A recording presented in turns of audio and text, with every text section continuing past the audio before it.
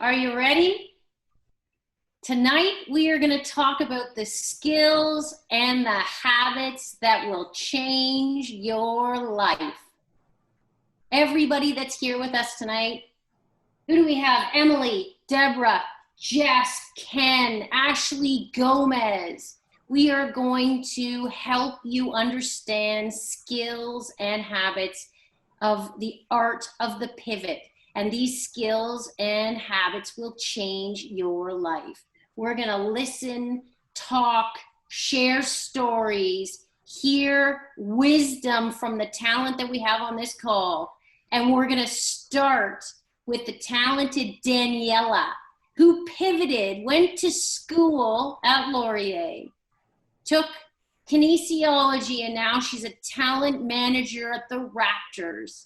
That is a pivot. She had a few pivots along the way. Before I ask you, Daniela, I'm going to ask you first. I'm going to ask Nicole second, and I'm going to ask Melissa last.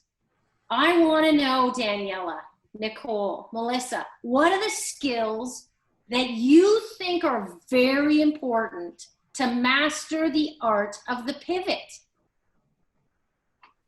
Thank you, Nancy.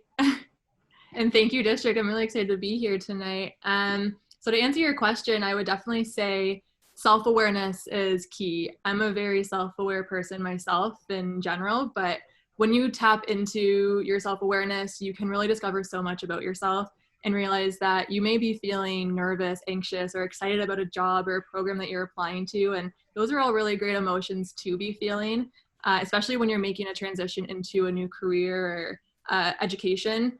And I would say, secondly, to adapt to the pivot. So you want to understand what the pivot will entail and how you can grasp it head on so that you can get the most of it. So that's just two things that work for myself. Okay, I love that answer. Before I come to you, Nicole, I want Daniela to tell me, share with me, what is self-awareness to you? Like, what does self-awareness mean to you? When I say self-awareness, when you close your eyes and think about, oh, I'm proud of myself, I'm very self-aware, what does self-awareness mean to you? So it depends on the situation. If it's, let's say, my job, if I close my eyes and I'm imagining it, I want to really tap into how it makes me feel. Am I feeling anxious about it for some particular reason? And what's making me anxious? Like, is there an underlying reason? Is it the coworkers or the job itself, like the tasks that I'm doing day in and day out? And what else I'm feeling, like I said before, excitement or just understanding like what makes you excited about it or what makes you fearful of it, and just understanding your emotions towards it. I love it. How does it make me feel? Ella, that is so powerful. I'm going to cut. And I want to talk to Nicole. Nicole was a kin student, technology student, videographer. Those are zags. And she's a terrific videographer, the top of her game. So talk to me, Nicole. What do you think the skills are that you've embraced and you've learned that allow you to master the art of the pivot? Thanks, Nancy. Well, Daniela, that is definitely one of mine. Like, being a kin student, you're always like taught about all the physiological effects that can go on, like during exercise and all this kind of stuff. And like when your, I guess like awareness is heightened, you're in tune with your body. So let's say something, if I'm in a situation where I'm just like you kind of alluded to with coworkers, if you're not in a space or an environment where you feel there's tension or there's friction, your heart's going to be faster, your hands are going to be clammy, like the physiological signs you kind of get in tune to. So being self-aware, that's definitely one of mine for sure. And then second is when pivoting, you're going from a place of comfort to discomfort, usually.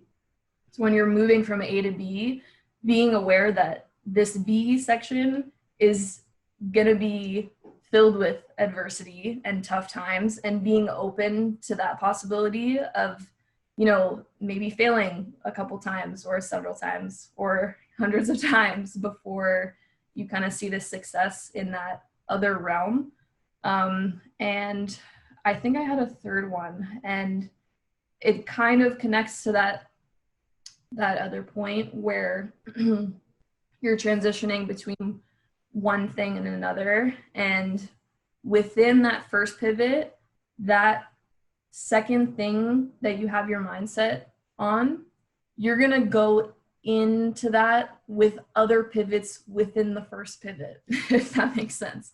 So my one key thing when going into that second phase, I guess, is that it's okay to say no instead of always saying yes to that entire opportunity. It's okay to say no to certain things to allow yourself to stay on track. But yeah, those are like my 3 key points today. So before I come to you, Melissa, with that same question, what skills do you think are vital? I'm going to say to Nicole Shapiro, when you're high, so high, you care a lot, Nicole. And what makes it more difficult for you is that you like when people are happy around you, and when you say it's and you want to do everything for everybody, and so when you say it's okay to say no, that's probably very hard for you. Extremely. Yes. And that's part of your like building up your self-awareness. I was probably 50 before I discovered that when you have a huge heart and you want to please everybody, you want to make sure everybody's happy, you want to do everything for everybody, that it's okay to say no. That is a huge asset, a great skill to practice. It's a communication skill. And I like how you said, you reinforce the physiological changes that Daniela talked about. Melissa, this is the most interesting story, the conversation that I had with Melissa beforehand. I want to talk to you about how you pivoted.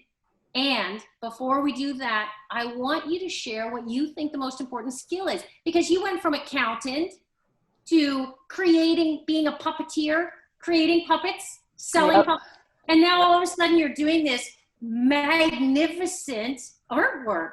Melissa, this is like stunning pivots. So what skills do you think are very important?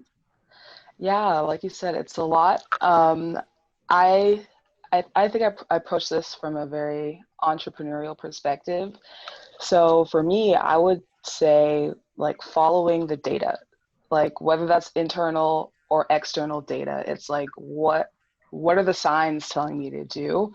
And that kind of requires being a bit like unemotional about it. Like you kind of have to not be romantic sometimes about like, oh, but like I really feel like doing this. But if it's not working for you, it's not going to allow you to pivot in the direction that you actually want to go towards. And I feel like a lot of times people have a hard time letting go of that emotion because of like the sunk costs. Oh, but I put so much time and effort into this thing. Oh, I put so much money and investments into this thing, but it's better to just let go of it than to continue drowning yourself in that thing. So I would say probably those 3 things, like not to be emotional about having to make that decision to pivot, following that data and the signs, letting you know where you should be pivoting to, and sometimes forgetting about the sunk costs and being like, this is just a lesson that I learned. And usually it's the lessons and those sunk costs that help you to gain clarity and make the decisions that you need to make. So, when you say follow the data, makes my heart sing, Melissa. Yeah. From a visual artist perspective, you say follow the data. You're absolutely right. When you say data, let me be clear. Is the data, like, again, referring back to Nicole, is it the physiological changes? Is that like part of the data? Is it what other people are saying that you should or shouldn't do? It's when your heart races, your heart beats faster. Is that the data that you're referring to? I would say it's a bit of both. Like I would say internally, yeah, those physiological things are a part of it, but the external can matter a lot too. It depends on what direction you're trying to go. So it could be like, where am I getting all the traffic from my website, as an example, right? Or like, what am I posting on Instagram that's getting the most engagement? oh, that's a clue that's telling me something. What are my customers saying about the products I'm putting out? That's data that is telling you information that is basically guiding you into where you should be going.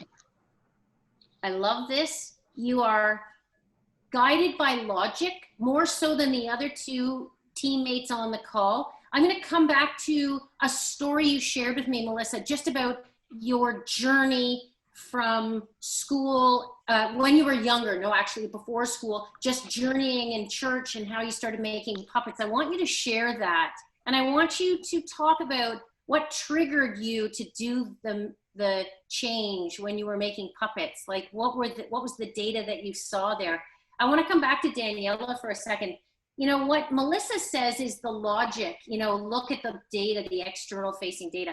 And is that hard? Has that been harder for you when you are so high in support and affection, you care so much, you are such this positive energy and light, you light up the room and you're so guided by what your heart says? Does it make it harder to make decisions about what's next?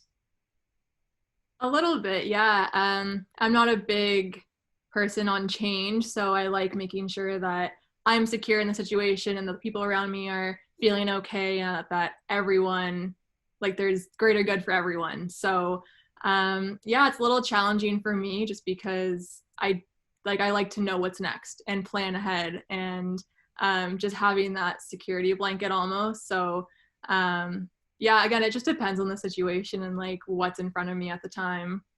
You know, 64% of current job titles will disappear in the next 5 years. So this is the time where the art of the pivot, these skills are so important. I want to come back to that comment in a second, Daniela, after I talk to Nicole about how does her heart make it a little cloudier when you're deciding to become a videographer from being a kin student.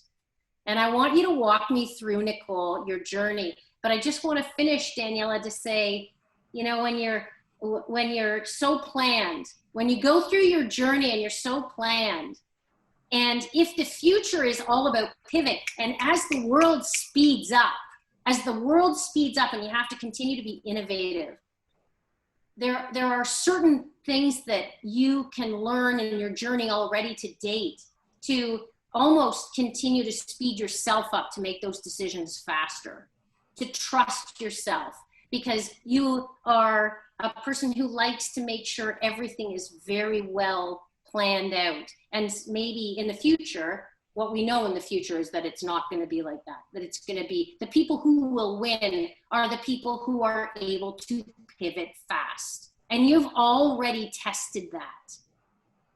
You trust your gut.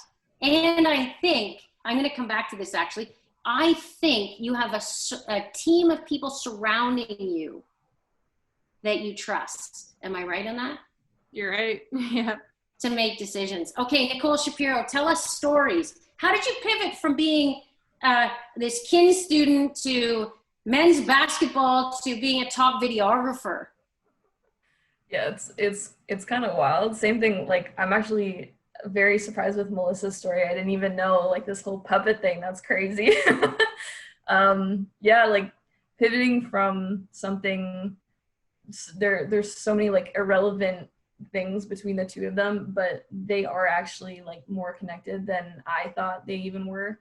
So at the beginning of like 2018, this was when I was going into the third year, I wanted to be a strength and conditioning coach. And that's kind of the person who does all the gym training with any kind of sport team. So when I was kind of on that journey, I obviously realized that field is very male dominant. And I was kind of, I still am that kind of person where that kind of thing wouldn't stop me. And if anything, it kind of enticed me because I was like, if no one else is doing it, I might as well just step up to the plate. Like it kind of, you know, it makes me want to do it more because no one else has really done it. So in that summer, I did an internship at a gym, and I'm not going to say the name of it, but it was pretty degrading. Like being in a gym with high level athletes, it was Olympic lifting. So like heavy weights dropping on the floor all the time, and like, you know, cold shoulders, and like I really felt, you know, like in a movie where you have the intern, it's like, you know, they get the coffees and they do all of the stuff that nobody wants to do, and they get treated like, I'm gonna swear, but they get treated like shit. And I felt that way in this internship. And despite all of that, like that negative energy, I still wanted to learn. Like I still wanted to, you know, like gain as much as I could out of that internship, because I wasn't getting paid at all. This was fully for my own benefit. So that came with like a lot of, you know, I came home crying sometimes. Like I was still doing online courses at this time too, so I had my plate kind of full, and somewhat maintaining a passion for the camera. Like I kind of always had that creative side, but my main focus was the strength and conditioning stuff. And I think like the one thing too that pushed me through was having role models. So Nancy, I know like on your side with the Jays, Nikki Huffman, she was like a female athletic therapist, and seeing her do it, another person, Elena Luciani, she's a Laurier grad, seeing a female in the space do it, I was like, okay, you know what, like they've started to pave the way. Like it kind of gave me a reinforcing feeling where I was like, you know what, I'm gonna stick through it, I'm gonna just kind of grind it out. So at the end of that summer, I didn't quit, like I, you know, pushed through. And that whole kind of journey, finding out about Nikki and everything, that led me into athletic training with the men's basketball team. So that was at the beginning of fourth year. And that whole like adversity with that internship really showed me how thin my skin was. And it really prepared me to go head first into this industry where like females weren't even really accepted. It was like, oh, like how much do you lift kind of a thing. Like, and most of the time with strength and conditioning, you're training like guys most of the time, because the sports teams that can even afford really good trainers are the men's teams. So anyway, I feel like that overall lesson and that pivot from like wanting to be a strength and conditioning coach, and then kind of realizing like, whoa, is this for me? And then realizing, you know, other people are doing it. So, you know, kind of getting that like inspiration from them. It helped me realize, number one, that internship, like the main person running that gym, how not to be a leader. Like that was like a really good example of what not to do. Those are good. Yeah. Also, like, you know, built my skin a little bit thicker. So that whole idea of pivoting and knowing that there's going to be like adversity during that pivot, like even though I'm still not even in that overall pivot from like gym to video stuff, like there was that kind of beginning pivot where that adversity made me like way better, like with the whole skin getting thicker and like owning up to who I was and not being like apologetic because I'm female. So yeah, that's kind of, I guess, the overall like lesson from that first summer getting into it. Okay, there's so many beautiful nuggets, great gems that I heard from you.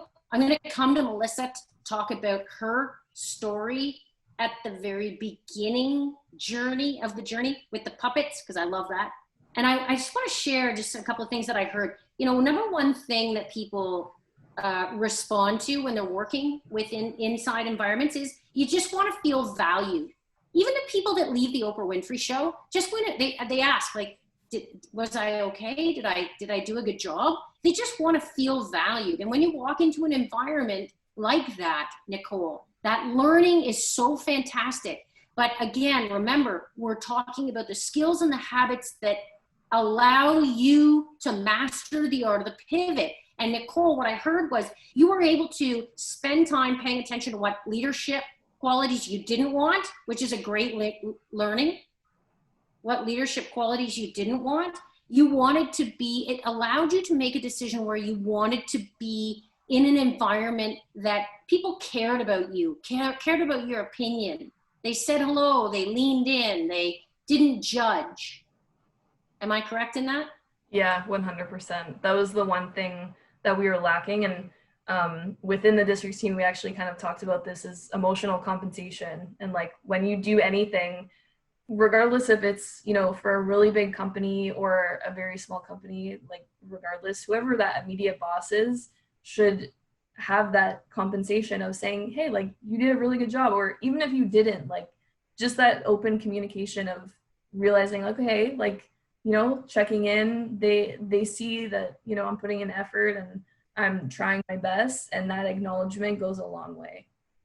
I love that. And, you know, the most important thing is you recognize in the journey where the hills and the valleys are. And you got to build the skills to get out of the valley fast, to figure your way out of the crappy situations. And then it gives you context, like what you're experiencing within district, with the team that you work with gives you love. Okay, look for clues. One of the skills and habits that I hear is that you guys look for clues of what those things you need to move forward. The clue is, I need a team. You guys, particularly Danielle and Nicole, you gotta look for clues. And the reality is that you need a team, Nicole and Daniela, that loves you a lot, that respects you a lot, that loves you, gives you love. Melissa, coming to you. You are more logical in your approach, and that means less cloudiness. What a gift. I wish I had that.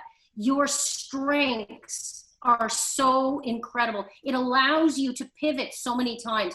Can you share a little bit of your journey when you were younger, just how you discovered you were really good in math, you were the top of your class, and then all of a sudden you started pivoting in certain ways? Can you share those stories with us? They're amazing. Yeah, for sure. So I was always a creative kid growing up. Like I played the piano. I was also raised in like the church, like super hardcore. So I played like in my church. I just did a bunch of like hands-on type of activities, and I even started a band like when I wanted to. But in the church, there's this thing called like the puppet ministry. And it's just puppets, like think the Muppets literally. And they like sing, you know, gospel Bible songs to kids and stuff. So I was younger and like I wanted to be on this puppet team. Like I don't know what it was. So I asked to be on it and they wouldn't let me be on the team. And I don't know why, but I just got the vibe that like they thought I was too young to be on the team, or they just didn't want me on. So, you know, I was really disappointed, and I just thought to myself, like, why am I just gonna wait around for these people to let me be on the team? Like, I'm gonna start my own puppet team. So I literally didn't know how to make puppets. I didn't have the money to buy puppets. Puppets, like this church puppet industry, like they go for $150, $200 for one puppet. So I literally went on YouTube and searched how to make puppets from scratch. I bought all the materials from the dollar store. I didn't have a sewing machine. I went to Walmart. I bought a sewing machine. I made my own puppets for about a week. And after the week where I was done, I returned the sewing machine back to Walmart because I couldn't afford it. And I had my puppets, and I asked my dad to help me build the stage. We bought like PVC pipe from Home Hardware, cheap ass curtain stuff, and like I made the whole setup, and I forced all my friends to do it.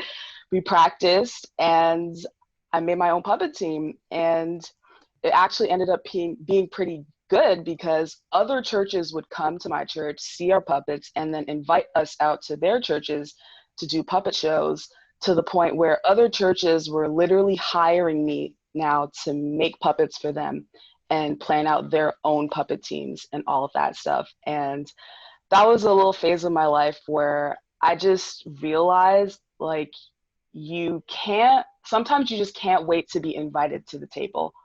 People are always looking for a seat at the table. I just realized sometimes you have to make your own table. Like, why are you just waiting around for someone to give you opportunities? Make your own opportunities, make your own table. And I feel like it's even better that way. So yeah, that was when I was like 12, 13-ish.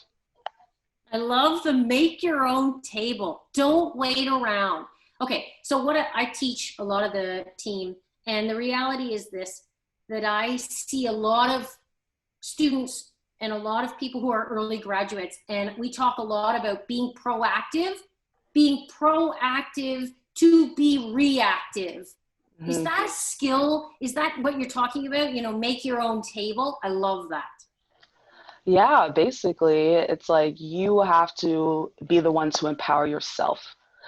Yes, like yes, you yes. can't, yeah, you can't just wait for other people to kind of sprinkle power and opportunities onto you, because if you're always doing that, you won't get the opportunities that you want. So if you want whatever you want to go after, you have to be the one to empower yourself to do that. Empower yourself. Got that? Yeah, Melissa, so good. Love this. Okay, so if you know, when you talk about empowering yourself, how did you learn that skill? When I work with top performing athletes, and a lot of what they say in the high performance sport community is you need three things. You need nature. You need to be born with some form of good genes.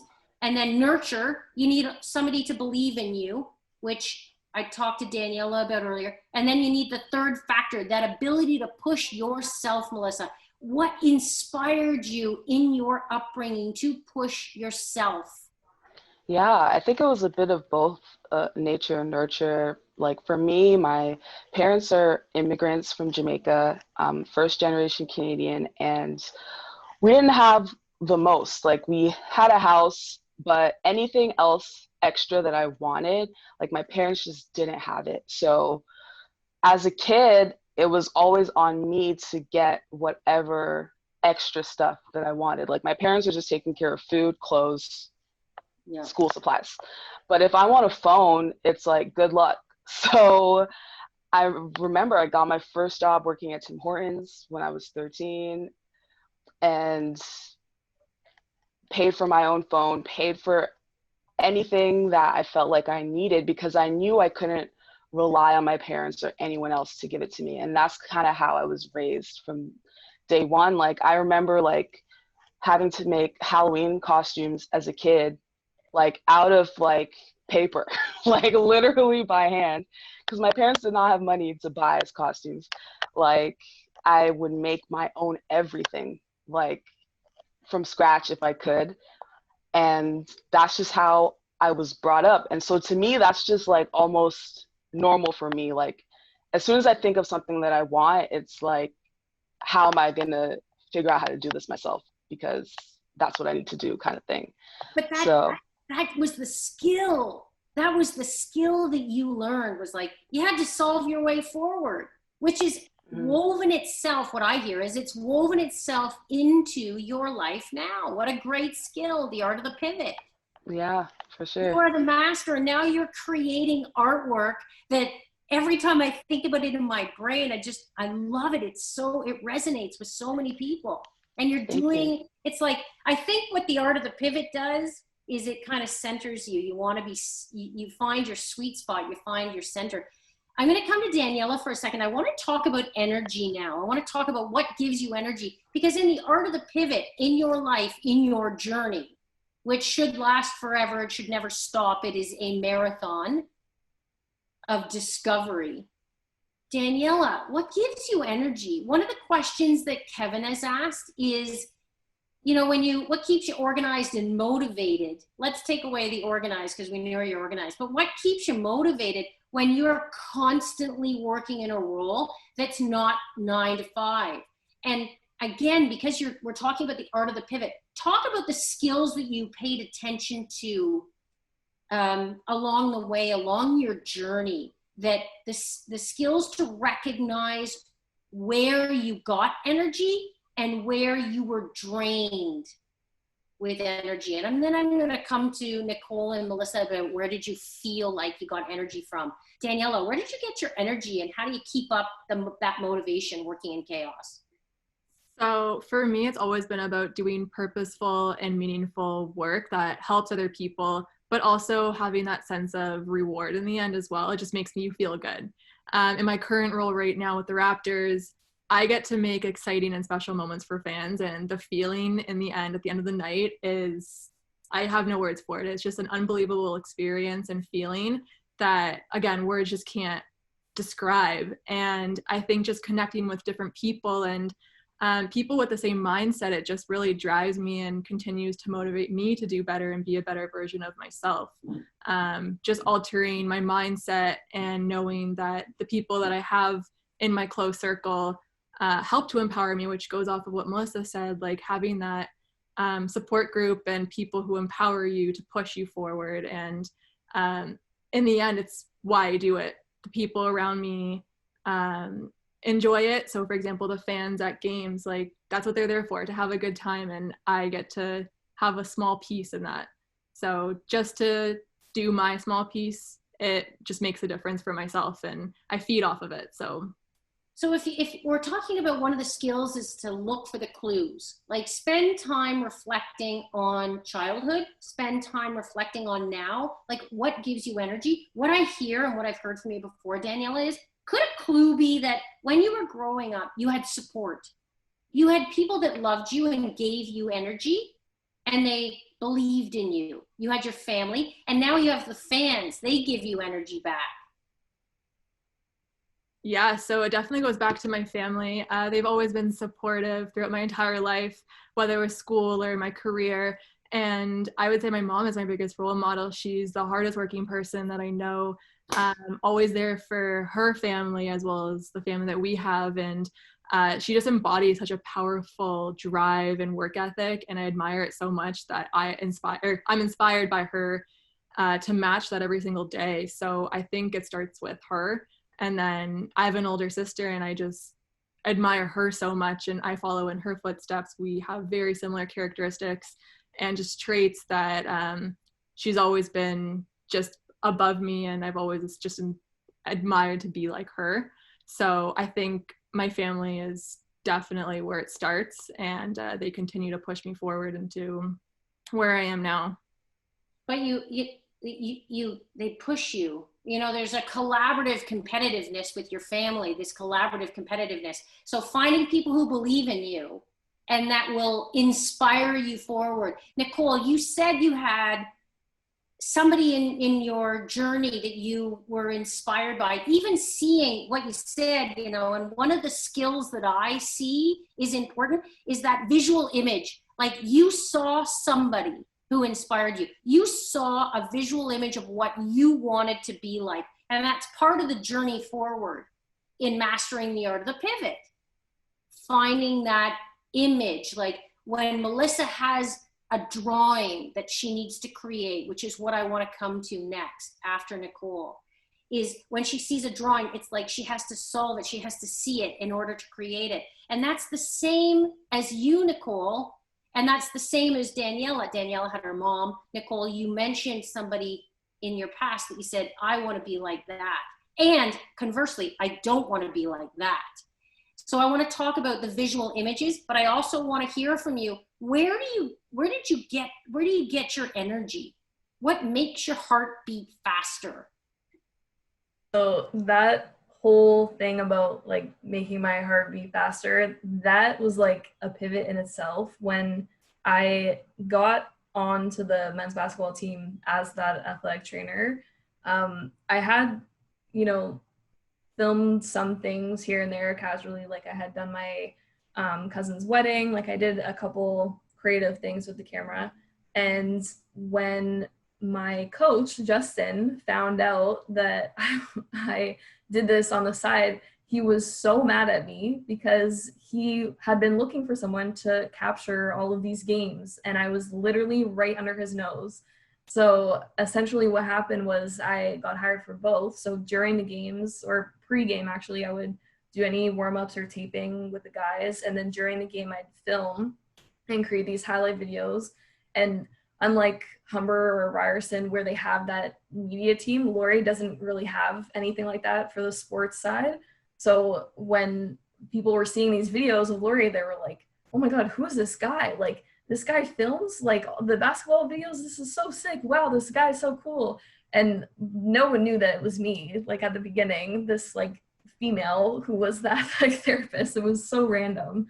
But when that year kind of went on and I got more passionate about the whole video thing, and my grades, like, I know my parents are on here, sorry guys, but they, you know, like my focus went to where I was aligned. Like I was fully just zoned in when I was editing. And then, you know, when it came to like learning about the body or like any kind of strength and conditioning thing, I would apply it to myself, as in, you know, like, oh, okay, next time I go to the gym, you know, like I'll make sure that I do X, Y, and Z. But I was never passionate about helping other people in that industry. But the industry where it's about the visuals and making people feel something, that's where my heart was like, this is it. And I realized that in fourth year. And despite it being pretty late in my university career, like I did graduate with kin, but finding that moment where I was like, this is it, it just clicks. That was like the pivot moment for sure. So we talk about look for clues, like pay attention, that's self-awareness. Pay attention to when your heart beats faster. And what you said was, and I'm sure Melissa feels this when she creates art. I'm going to come to you next, Melissa, but it's about when time flies. That's a clue. When time flies, all of a sudden you lift your head and there are 7 hours that have gone by. You have created this masterpiece video looking for clues. But it's almost like, remember, you have to pay attention to the self-awareness that, wow, this really made my heart beat faster. So there's the physiological changes that you mentioned at the beginning. Do what makes your heart sing. Okay, Melissa, talk to me about what gives you energy and how, when you started, again, accounting and visual artist, I'm going to think out loud here. It may look and sound different, but is it really that different? Because you're still solving problems as an accountant and creating as an artist. You still, like, it doesn't it come from the same space of curiosity, of like, yeah, I always say that. Like, people ask me all the time, oh, did you go to art school? And when I tell them I went to like business school, they're like shocked at how it's so different. But to me, I don't actually see it that different, because like you said, at the end of the day, like, you're still solving a problem, you're still, you know, providing a product for someone. My product just happens to be art, which is, yeah, more emotional than accounting. But at the foundation, I feel like, yeah, it's very similar. So when you create art, what do you do? And how did you know that this was the space that you wanted to be in right now? How did you know that? What did you feel like? I want that feeling. Like, what did it make you feel like when you're creating the images that you create in your art? For sure. So for me, like, my art is based off Black culture, which is obviously my experiences. And going back to like where my energy comes from, it's 100% my community. And for me, it's like, I am making this artwork to represent my community and to empower them. And it's similar to what everyone else was saying. It's like, sometimes you need to see that role model to kind of believe that you can do it too. And I feel that way about, you know, myself. Like, in the visual arts industry, like, the representation for Black art and Black artists is so low. And even being an independent Black female artist, there's like very low representation for that. And they always say like, oh, women are like at the bottom of the social scale, and especially Black women are like even lower on the social scale. And it's like, I don't see myself like that at all. I have the same, like strengths, opportunities as everybody else. And I want other women and other Black women to see that as well and be that example and representation for them. So I make the artwork that will resonate with those people, and so that they can resonate with me and be like, okay, if I'm out here, a Black woman having a career off art, which is supposed to be like the worst industry ever to be in, starving artist, stereotype. But if I can do it, there's literally no reason why anyone else could do it. And that, I feel, is what motivates me the most, because representation, I think, is so important and valuable to me and my community. So I want to be able to give that to somebody else, so that they can't have an excuse. Like, society can't give them an excuse if I exist, because they could point to me. Same like people like Oprah. Like, no one could say that you can't be a $1 billion, broadcasting star with your own network. Oprah did it. Like, no one could say you can't be an amazing independent artist if I did it. And it gives me energy to kind of take that on, because I know I could do it. And I want to help motivate other people to know that they could do it, because society has a way of putting these like dampers on you. And I just feel like somehow I've been able to look past it, and I just want to like pull people up. Look, like you could do it too. So yeah. There's so much in that you've just said, that don't let the biases or the opinions of other people stand in the way of what you believe and you see. And I'm going to come back to visual, see it again, makes the hair on my arms stand up, Melissa. There are 8.5 million little girls out there that need to believe in something. 100%. And like, if they can't see it, they can't believe it. And you have provided an opportunity to change the life of all of those little 8.5 million women out there. How powerful is that? 100%. It's like, if I could just help a couple of them, like, it's all worth it.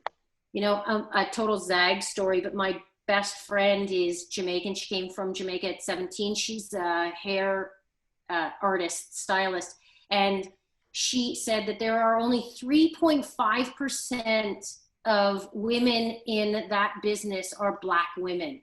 And she keeps pushing and pushing, because it's about the future. It's about representing, and it's about inspiring. And you're doing that, Melissa, every single damn day with that artwork you are creating.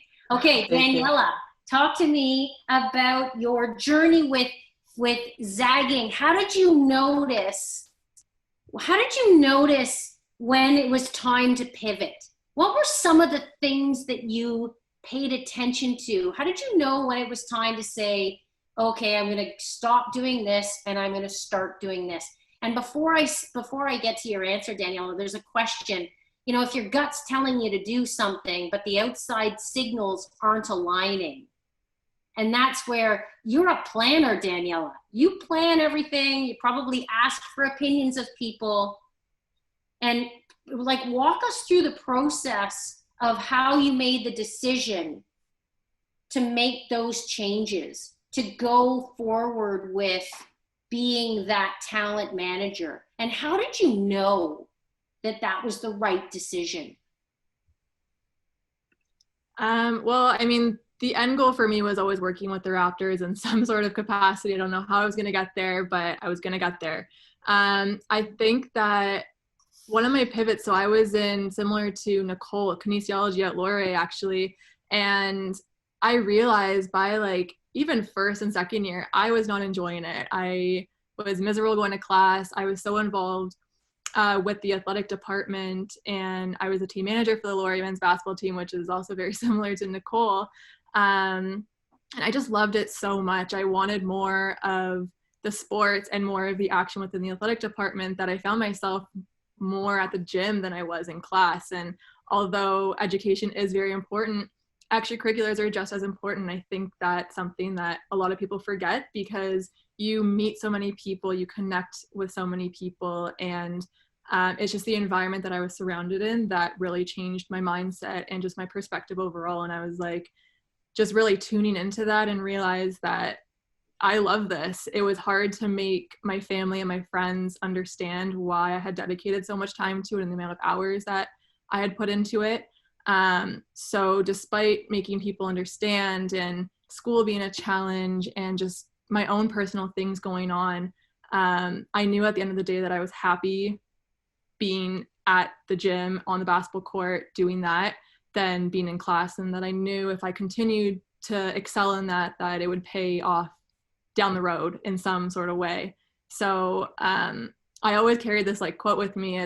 There's no victory without a struggle. And there's always going to be challenges along the way. Going back to the question, like trusting your gut versus the external signals, like it's definitely tough, especially being a planner and wanting to know every step. But if I feel good about it and my gut's saying go for it, and again, going back to being self-aware, if I feel like this is going to be a good move and I'm excited and nervous and all those things are coming to me, that's what's going to make me jump. And that's exactly what I did. So I transitioned into sport from science, and that was the best thing I could have done because that's how I got to where I am today. You had a vision. You had this, I worked with this person, Meryl Eva, for the longest time. And I used to have goals and be very clear and very driven to a goal. And she was a big person with vision. You had a vision. You didn't know how it was going to transpire. You just trusted the vision. And it may be cloudy, but have a vision. Is that what I hear from you? 100%. Yeah. And again, if it makes you feel good and you have your support system behind you, like more power to you. Keep going and keep pushing because only good things can happen. But you also like get the special, you can create special moments for fans. Like those connective pieces are important to pay attention to. There's no real question there other than to say, it's like, once you stand up to it's about self-awareness, and it's about building communication, and it's about talking to yourself. Melissa has these conversations. Should I do this? Should I not do this? You guys, that same process, like talk to me about the process that you go through in your mind. Nicole, why don't you go through in your mind? Like, what are the processes that you follow to make that decision? Are there processes that we can identify, almost like a checklist? Do you do that, or is it all gut? I would say anytime that the decision has actually been successful, it's been my gut.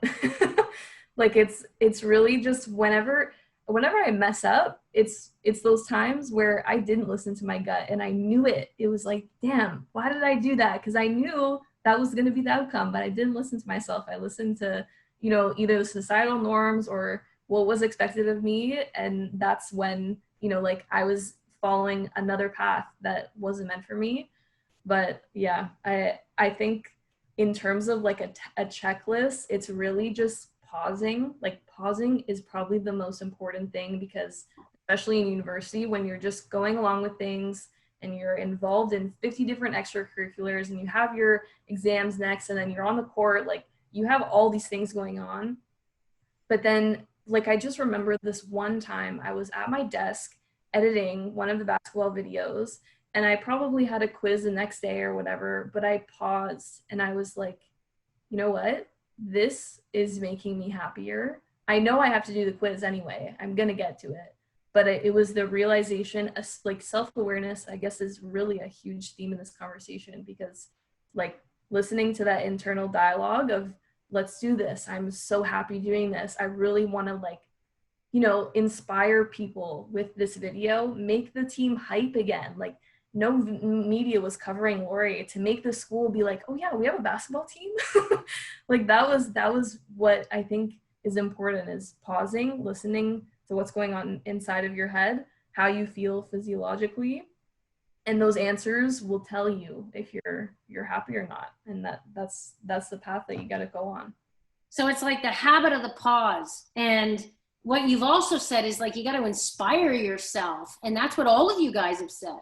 Inspire yourself. You got to push yourself forward. There isn't going to be anybody who's going to tell you what the path is. There's no right answer. You got to trust yourself. You got to trust that you are moving in the direction of where your heart sings. And I think I can speak for like the three of us. There is no path. There's no path to be a, like, you know, like clearly our paths have zagged. And I think like the one thing, even just reflecting, is like, if you have a plan, it's okay that things go off course, you know, like this plan, whose was that? Was that all yours? Was that your family's plan? Was that society's plan? Like everyone that I knew in high school, we would take university level courses, and that was above this college level course, right? It's this whole perception of university is better. It's just more vague, to be honest. College courses had way more structure, and those were the courses for the people who knew, okay, yeah, I definitely want to be an artist. I want to be a puppeteer. You know what I mean? Like I want to be involved in you know, like the whole event planning situation. Like there's totally courses for that. But when we're in high school, we're so young, like we can't all of a sudden make those decisions and say, yeah, I'm gonna do X, Y, and Z, unless there was something, you know, pivotal when you were younger to make that, you know, direct decision. But yeah, I think like for all of us, if regardless if we went to university or college, we would have ended up in the same, like where we are right now, because we listened to ourselves and we said, you know what, like this is what's making my heart sing, I'm gonna go for it. It's when time flies, baby. Right, Melissa? So you were an accountant. How did you know how to zag from, actually, let me put a little bit of context to this. I hear from high school students all the time, I want to be a doctor, I want to be a lawyer. It's very linear. We teach people in a very linear way, and life is non-linear. And hope, just hope in your career that you will continue to have zags and pivots all the way along. And the more you can develop those skills to get out of the pit and move forward and figure your way up to happiness and joy, listening to those signs, those, when you're like, again, your pupils dilate, time flies, your heart beats faster. Wow. So when you are going through the journey, you are excellent in school.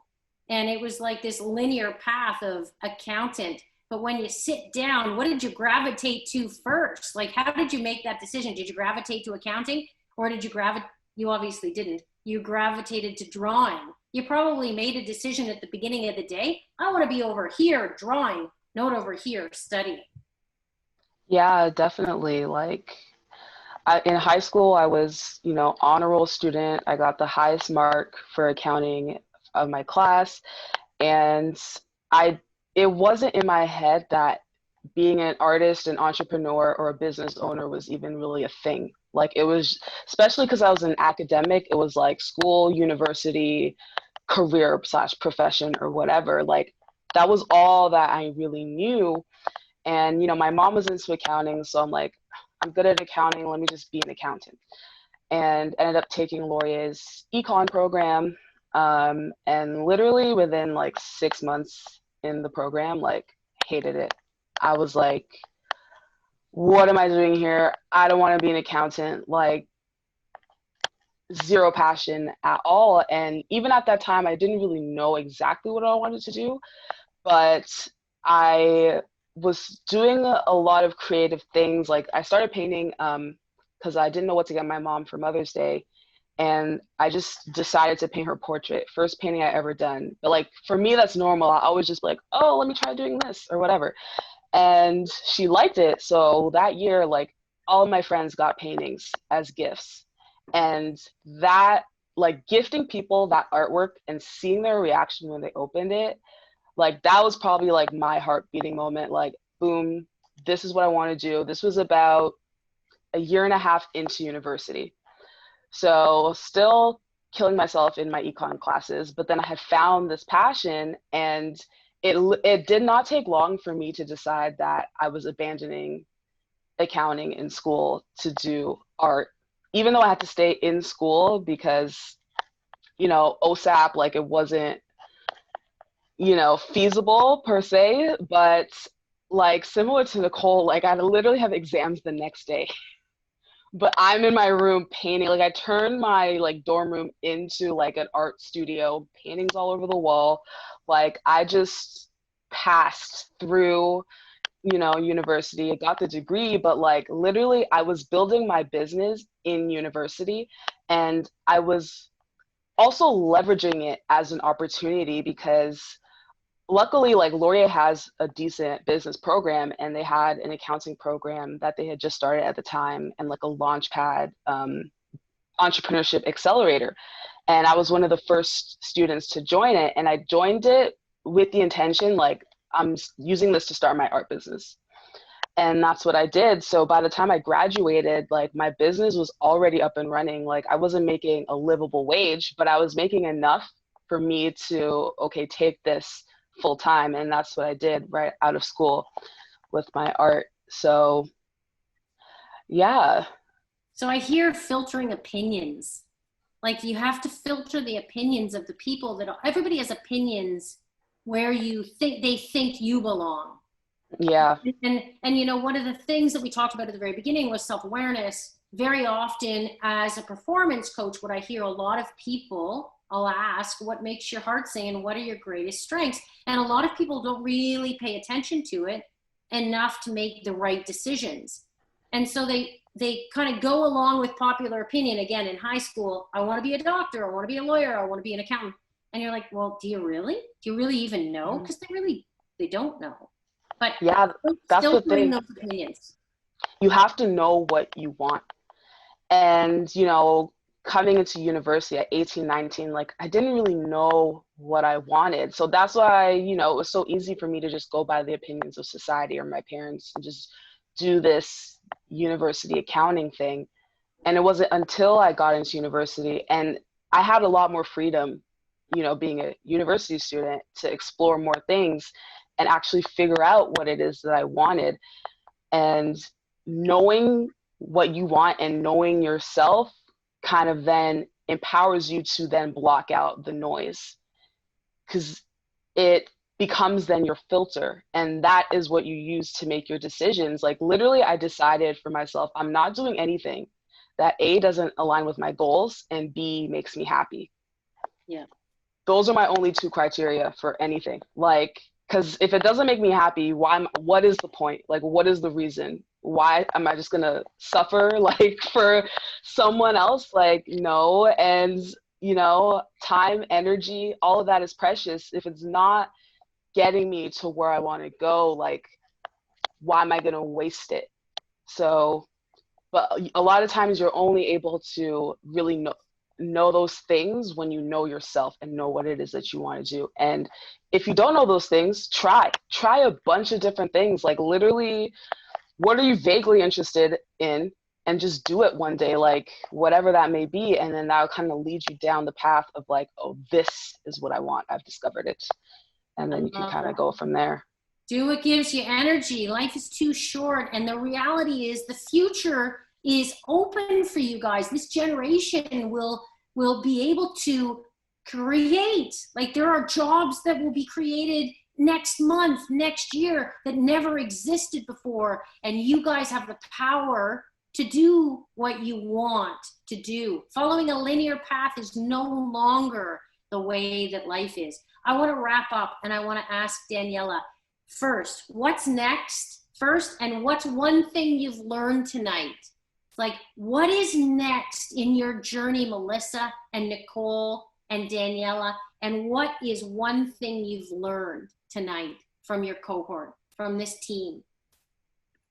So for me, it's a good question. What's next? I honestly don't know. And coming from someone who likes to plan, it's a big question I've been asking myself constantly, because I don't know what's next. I'm really enjoying the present moment and what I'm doing right now. And I'm trying to grasp everything and learn new skills and learn more about myself and what else and where else my job can take me. So really just trying to like live in the present, and I'm still exploring other options, but it's like you don't know what else is out there and what else could come down the road. The biggest thing I've learned tonight from all of you guys and just in general, like, don't let the opinions of other people define you or hinder you, because there's so much potential, and just all of you guys are so inspiring, and the things that you've done, like you just did what you're really passionate about. And that's very similar to myself. I just follow my heart and what my gut's telling me. And if it makes me happy, I'm going to go for it. So yeah, I would say that would be the biggest lesson tonight. Somebody told me one day when I was 16 years old, somebody told me that I had a decision to make. I had 2 job offers. Should I be a coach of an athletic program or should I work in business? And my and I would be a coach. A coach is for some person. You finished university. Go business. Don't go coaching. And that opinion I listened to. I listened to that opinion. It's very interesting how you pay attention along the journey. You know, as I listen to you guys today, I've come up with 12 habits, 12 clues, 12 strategies. Support, you need the power of 2. This is what I've learned from you guys, the power of 2. That it takes the support. Find somebody who believes. Find somebody who believes in you and lean in hard. Clues. Find the space in your world where time flies, where Daniela's on the court making guests happy and cheered. It gives her energy and time flies. Test what you said, Melissa. Just test. Build self-awareness. Filter opinions. Having, you know, here's one of the things, before I come to you, Nicole, one of the things that I heard tonight and what I know is so important. When you share with other people where you're going, some of the struggles that you've had, some of the things that you're paying attention to, where your heart beats faster. I like art, but I should be an accountant. When you start to talk out loud, it helps you solve your way forward. Having conversations with yourself and conversations with other people is very important. Nicole, what's next for you? Sunshine, are you ready to change the world in the world of videographer? And then what's one thing you've learned? I think I'm in the exact same boat as Daniela. I have no clue what's next. I know that I've kind of eased my way into, at the beginning I had said yes to everything. You know, I did real estate, I did sports, I did music videos, all this stuff. And I think what really makes me happy is anything to do with the sport industry. So like live sports or marketing for said sport. So I think that's the direction I'm going, but I still want to leave all my doors open. And yeah, I'm just going to go with what makes me happy, because clearly that first plan didn't work out. So like planning, it's like, I don't know, maybe I just go with the flow, and I trust my gut. I trust my support team around me. That's super huge for any kind of decision making that I do.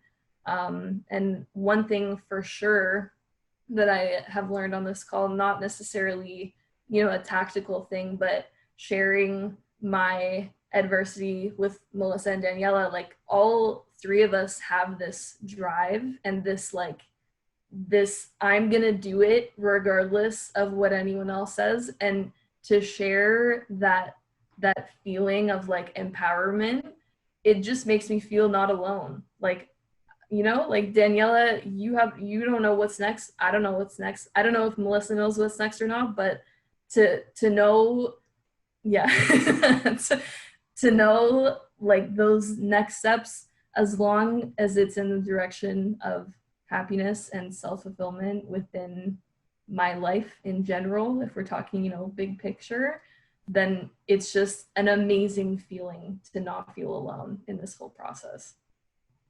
You're so right. You know, I'm going to freeze. And one of the things that the science says is you just need one thing, and that's the will.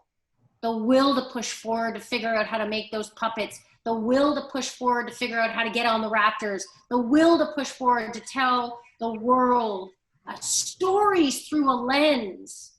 It's the will, because life sucks sometimes. It's confusing, it's cloudy, it's gray, it's even dark. And when you have the will to push forward and test, so powerful. What's one thing you learned, Nicole, that really made an impact tonight?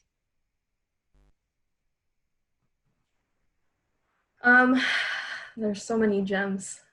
Um, I feel like probably the biggest thing that I've learned tonight is I don't want to copy Daniela, but it's really true. Like really just trusting your gut for one, like having that self-awareness, trusting your gut and not caring about what other people think. Because at the end of the day, you got your own back. They're not putting food on the table for you like you are. So, like whatever opinions that are shaping your decision making in the moment, make sure that they're from, number one, people that mean well and people who actually understand your situation. So that's definitely, yeah, listen to your gut and kind of filter those opinions. I have to say, if I had listened to my gut when I was 16 years old, I would have been there a lot earlier. And listening to your gut is such a powerful thing. And really, until you have context, you really don't know. Sometimes you don't know. Melissa, talk to me. Tell me one thing that you've learned and tell me about what's next in your journey. Are you going to continue to expand on your art and test your way forward? Yeah, so I'll start with what's next, I guess. For me, like right now, I'm kind of like a solopreneur, as they like to call it. Like it's just me. And I know to kind of get myself to that next place, I'm going to have to build a team of people to work with me and work around me. And that is kind of the obstacle I'm facing right now because like I'm so used to just doing everything myself, clearly. But you can't build a team and do everything yourself. So I'm kind of learning that working with others, not micromanaging, trusting people, outsourcing. So yeah, next for me is kind of building a team for myself because I want to have my own production studio.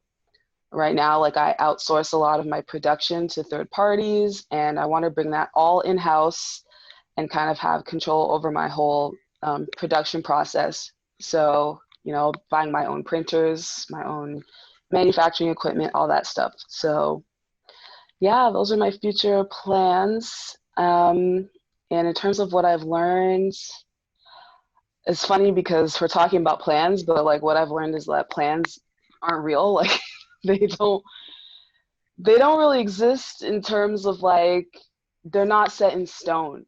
They like that's what we're talking about, right? Pivoting. Like you can make a plan right now of what you're trying to do in a year, but within 3 months you'll learn that, oh, I need to pivot, and that whole plan is just going to get thrown out the window. But that is life. You just have to, like the plan is not having a plan. Like the plan is the pivoting. So the plan is more like a suggestion, and then you try it, you test it, you see if it works or not. If it doesn't work, you pivot. And that the thing is though, that's okay. Like you don't have to get all caught up in, oh, but this didn't work. It's fine. Like you learned, you grew. Like that is the most important part about the whole journey. Like one thing I always say is that the journey is the destination. And I love that because it's like a lot of people get caught up of like, oh, I need to be a millionaire and I need to have this house and this car and blah, blah, blah, blah. But then you ask a lot of those people when they get those things and they're miserable with their life. They still don't feel like they're accomplished. They're still trying to get the next thing and the next thing and the next thing.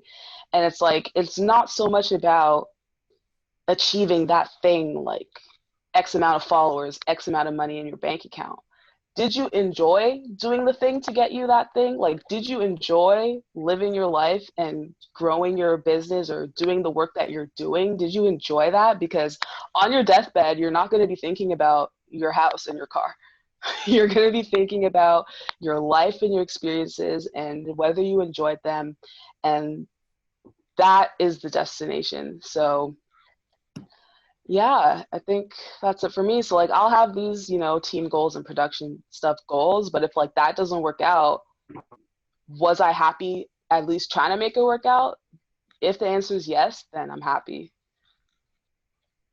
The next phase for all of you is leading a team and knowing you're building the habit of paying attention to what your strengths are, what you value, and then that will allow you the opportunity to know how to build your team. What you talked about, Melissa, was about control. Okay, I don't want to control everything, but I need a team over here. That's going to be the next, because the world needs to hear your voice. And I conclude with that people don't know. Every single person I coach, it doesn't matter if they are a CEO, it doesn't matter if they are a Major League Baseball with $7.5 million checks, they don't know what's next, and it causes the same anxiety. And the reality is, the earlier you can build your skills to what we heard tonight, testing, talking to people, leaning in. It's okay to say, I don't know.